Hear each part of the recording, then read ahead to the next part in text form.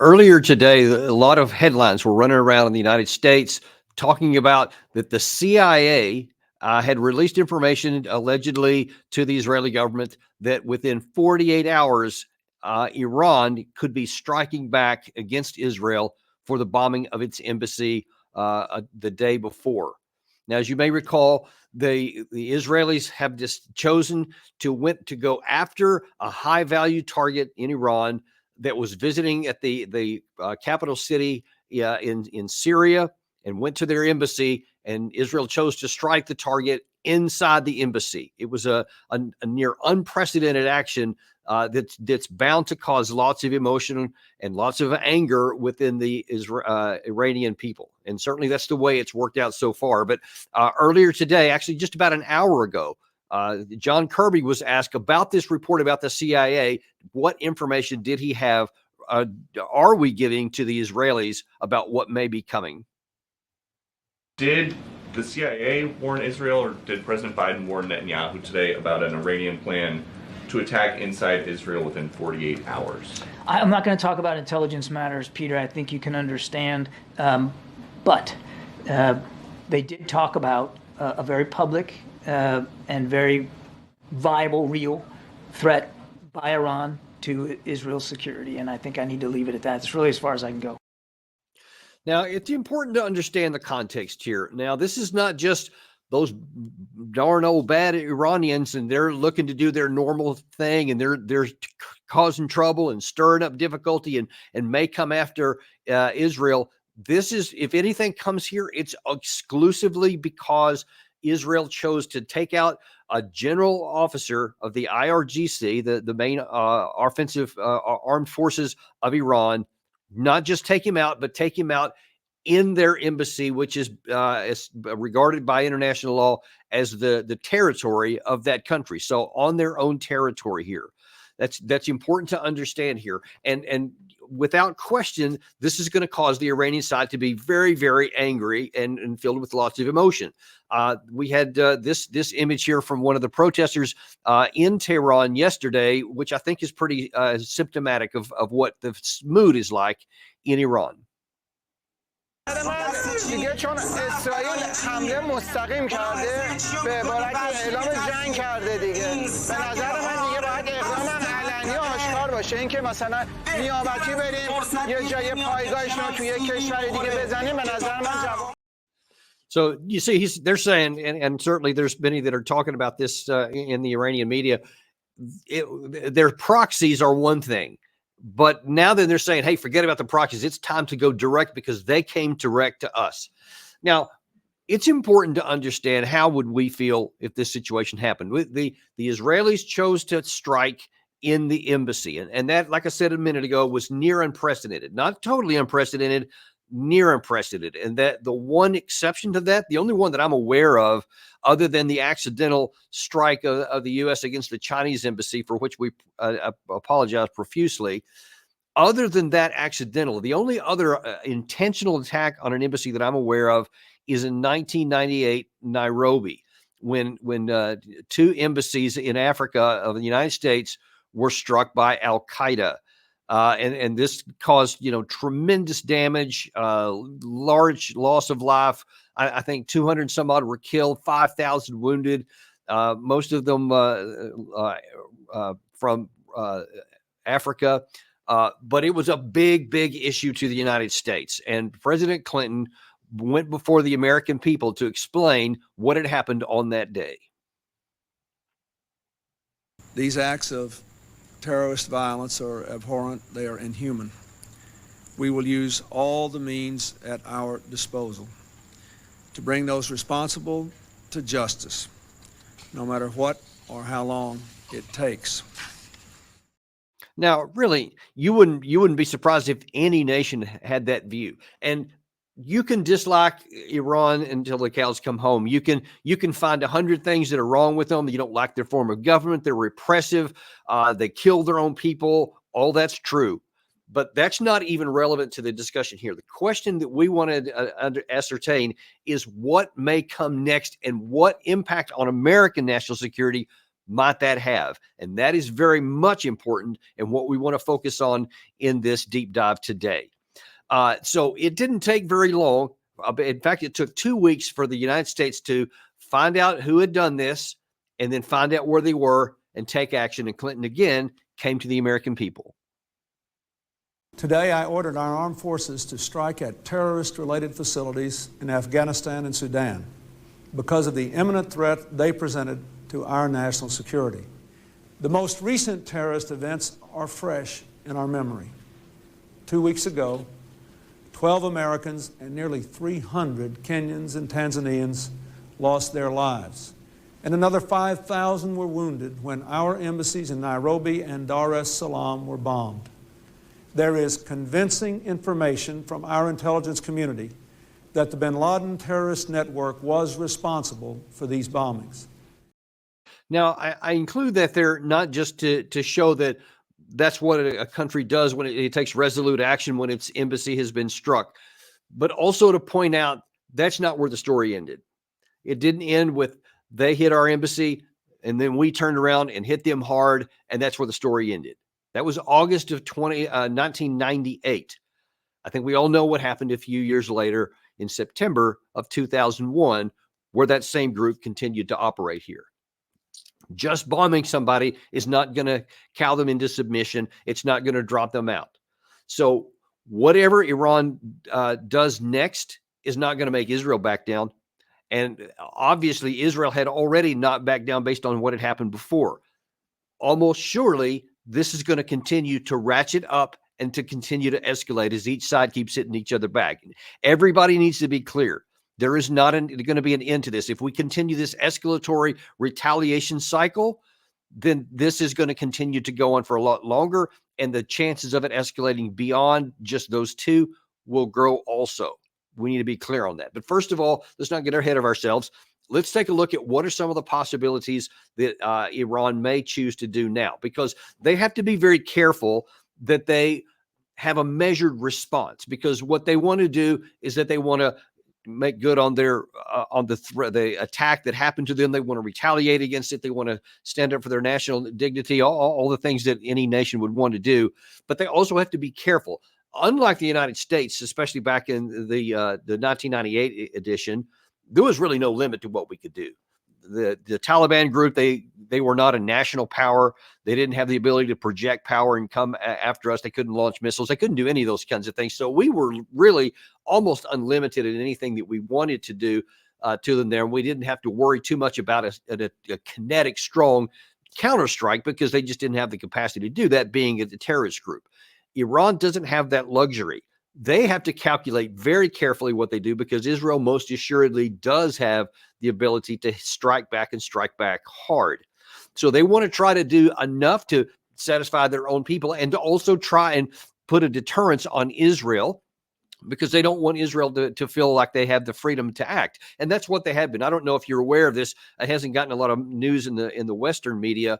But since this war broke out, there's been a number of times Israel has just attacked and taken out of temporary operation the airport in Damascus, the one in Aleppo, and a couple of different times, different airfields in there, because they claim that's where Iran was bringing supplies in that were helping Hezbollah, et cetera. So that's been going on. There's been an assassination campaign going on inside Lebanon, inside Syria. They continue to take out high-value targets. On the 28th of March, there was a pretty large strike in Aleppo that killed 40 Syrian troops and a number of other people as well. And then, of course, came the big one when they took out the embassy.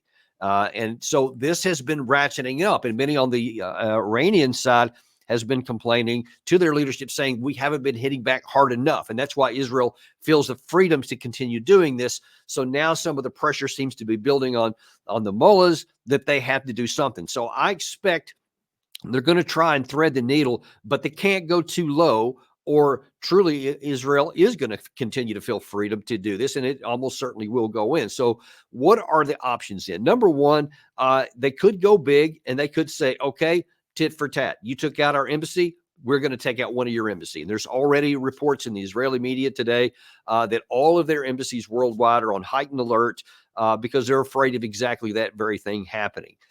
It could also be some other Israeli facility, some other thing in worldwide. It could be a high value target. It could be a prominent business, for example.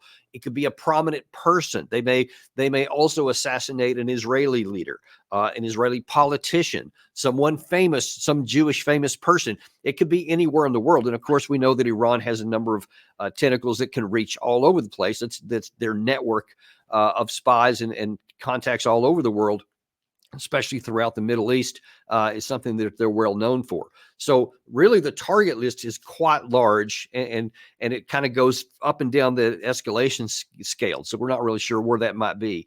But it's going to be something. Now, I think it's probably going to be on the higher end, maybe not the highest end. I don't know that they would go after an embassy because that would surely spark a retaliation. But I think that it will be maybe some facility, because I honestly, I think for their own sake, I don't think that they can do something on the smaller range of that and still placate their people. Now, the one possible exception to that might be something we heard Dan DePetris talk about yesterday is a non-kinetic response, which could be even more alarming. And that is they could make the decision to build a nuclear weapon. And as you probably have heard many times in the news, in congressional testimony and elsewhere over the last number of months, anytime it talks about the Iranian breakout capacity, they say based on the amount of material that they have and the additional centrifuges they've gotten since we left the JCPOA, the nuclear deal in May of 2018, now that they could be as little as a week away from building enough fissile material for a bomb, and possibly within 2 to 6 months to actually produce the first nuclear warhead. That's, of course, if we know when they make the decision. We may not. Some of these things may be able to do on the sly without knowing, or it may take some time for the IAEA inspectors, the UN inspectors, to be able to pick up and identify some of this stuff. So there's going to be a lag time there. And that could be one of the biggest dangers, that the very thing that we claim that we wanted to avoid this whole time, they're actually coerced into, out of feeling like that's the only thing they can do to defend themselves is to get into a bomb. And then, of course, all bets are off and you have this whole different and an escalated problem, because I can assure you there will be a great many in the United States who will enthusiastically say, now we have to strike Iran. We have to use kinetic means. We can't let them have a bomb. Every president, I think, going all the way back to Clinton, have said that Iran will never have a bomb. Trump said it the other day when he was directly asked. Biden always says it. Every American president says that same thing. And so now then they're going to be in a position to where somebody may have to make good on that, or we may have to come up with something else. But so that is maybe even bigger than if Iran chooses to strike an Israeli embassy, for example. But let's not get ahead of ourselves there either. These are some of the possibilities right now. I doubt we'll have to wait too long. Now, this alleged CIA warning said potentially within 48 hours, which would be 12 to 24 from now. We'll have to wait and see how that happens too. I've talked to some other knowledgeable people here in Washington, D.C. who have some connections in the intelligence community. Both of them independently tell me that most people are leaning toward the night of 8 or 9 April, which coincides with the end of Ramadan. Who knows? They may also choose a different night altogether so that it's not predictable, that nobody knows when it's coming. That's usually how these things work best, when the target doesn't know what's happening. But all of that leads to the next question is, what is in America's interest? How does all this affect the United States, and what role should we play in this? Now, Jack Keane says that we should basically be able to do whatever we want because, well, Iran's not going to do anything anyway. Watch what he says. A lot of talk and wringing of hands that this could escalate into World War III. That is not going to happen. Iran does not want a direct confrontation with the United States and go to war with the United States. All of their objectives in the Middle East that they're trying to achieve, domination and control, are gone because they lose their regime. Well, it's just gone. So it's easy for Jack Keane. They won't do it because, well, they would be gone. But would they? Would they be gone? Let's kind of take a look at what's going on, because a lot of people, when they talk in these big sweeping comments like this, they don't get into the nitty gritty, how things work on the ground. and what the reality is on the ground. And man, have we heard a lot of that over the last couple of decades of people saying how easy something would be. And then all of a sudden we get sucked in like Gulliver and then trapped down and lose lots of troops and end up losing the war. So there's a lot of bad precedents on that too. And I think that there's a lot of room for that here too. Let's take a look at some of that. So that's, you heard Jack Keane, General Jack Keane, who's saying how easy things are. There's another general in Israel, a retired general, who has a very different view. And his name is Major General Itzhak Brick, a retired general. And he says, in this current situation, I see an unprecedentedly serious situation. Those who decided to attack such an important target in Syria, which included 5 generals who all have replacement, leads us to many possible Iranian responses, one of which may be an all-out regional war in the Middle East. The state of Israel is not ready for it. Israel is not completely prepared. The ground forces are small and unable to fight on several fronts. And what are some of those fronts he may be talking about? So right now, you obviously have the Israeli Defense Forces heavily engaged throughout the Gaza Strip. They are in the southern part right now and preparing probably to go into Rafah. But they're also conducting operations throughout the remainder of the Strip because nothing has been fully pacified. Even though we're nearing the 6-month mark, still the place hasn't been pacified in the areas that they've cleared. That should be a note that's probably going to be the case indefinitely, by the way, but I'll talk about that part in another time. But that's the primary form of operation right now. Well, they're also in a low-level skirmish on the north with Hezbollah in Lebanon. They've been having these cross-border skirmishes back and forth almost throughout the entire time. There's been various concerns that maybe the Hezbollah will launch an attack and open up a 2-front war against Israel. That's unclear. That's unlikely. I don't think that they would spark that because it's not in their interest to do so right now. And it's unclear whether they have the capacity to attack into Israel. Now, defend against Israel is a separate issue. And there has been actually more talk on the Israeli side among some of their generals. And I'm talking public here. We're not talking about any kind of secret information that some of them are musing about going north. And in fact, one of the possibilities is that when Netanyahu says he wants to finish the job in the south in Rafah, that's so that they can get the rest of the main fighting off there so that they can turn to the north. But if they're still in the south, and now then there is a northern front opened up from Hezbollah, then you've got some real problems. And then if on top of that, then you actually get into some kind of a conflict with Iran, it is very unclear, very unlikely that Israel is going to be able to fight an effective war against throughout the Strip. The chaos that they may have even more uprisings in the West Bank, the Hezbollah in the Lebanon area, and then Iran, and then you can throw in there potentially continued mess down in the Yemenis and the Houthis down in that area right there.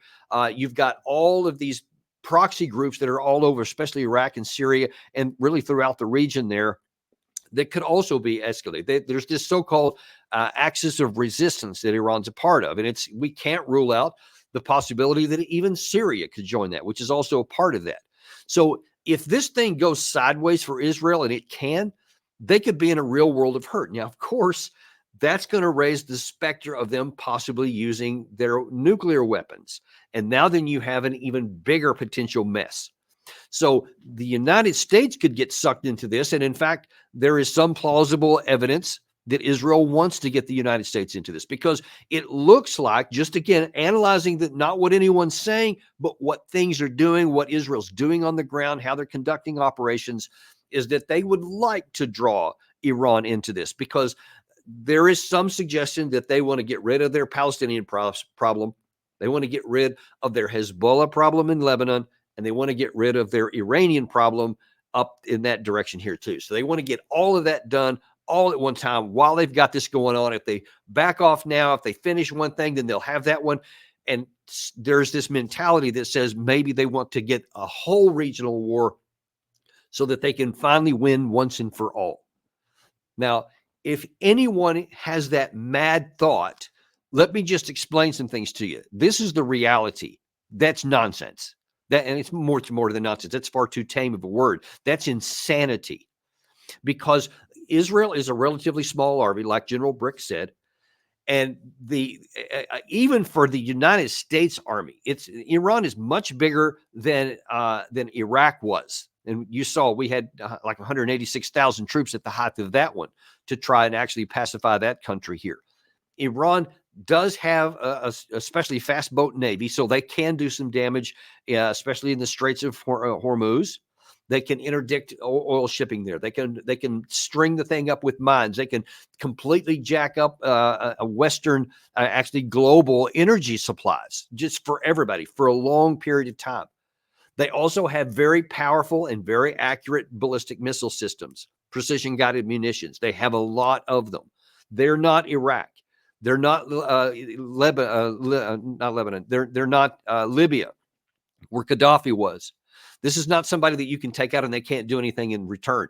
Iran is basically a middling power that is relatively weak. And in terms of national power, they have significant limitations, especially in ground forces and air forces. But they do have some capacity in the water, and they do have capacity in the missile forces and in the air defense forces. And it would be foolish to take nearly the only strength they have and require them to use it, and then to try to go into a war into their strengths where they will have all the advantages, because they're not going to attack. And like roll tanks and airplanes and whatever else, they're not going to launch an attack into Israel, because Keen's right on that point. They don't want a war. They're certainly not going to attack into the United States. Hezbollah, it looks like so far, they've been for nearly a half year now, they have resisted attacking into that, because they also don't want to attack, because it's a lot harder to attack than it is to defend. But if they are attacked, Iran has a lot of ability to defend, and I'm sure that they've been paying a lot of attention to what both Ukraine and Russia has been doing on the defense in their areas, and they know how to make a very painful defense for anyone who wants to come against it. Hezbollah, the same thing. While they're not good on the offense, they have a well-prepared defensive area, and if anyone attacks into that, they're going to run into a buzzsaw. And there is no reason for any of this. America does not need to be in anybody's war anywhere. Israel doesn't need to be in any war here. They need to get their war off the table. It's in everyone's interest, America's interest, Israel's interest, the regional interest, certainly the people in Palestine. All the peoples that live in all these countries, the best thing for everybody is to get the war over. So we should be putting so much more effort into diplomacy, into finding a way to get these fights off the charts, off the table, and then spend the decades that it would take to tamp things down further, to keep them tamped down, and to work on getting some stability.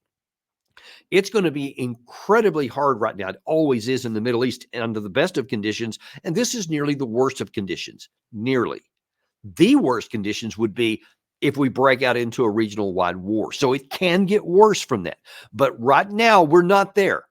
Right now, we still have the capacity to get this thing under control.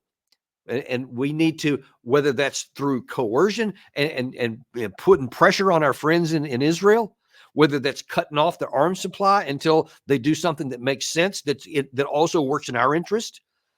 Whatever it takes, we need to get this war off the table in Hezbollah, in Hamas, because the longer it goes, the greater the chances of this thing escalating. Now, this all assumes that there's another big explosion doesn't happen when Iran retaliates, and so that's why even my plan right now is kind of on hold, because we have to wait and hold our breath to see what happens next, and just pray that the leaders, and that means Biden and Netanyahu primarily, don't overreact themselves, whatever Iran does after that.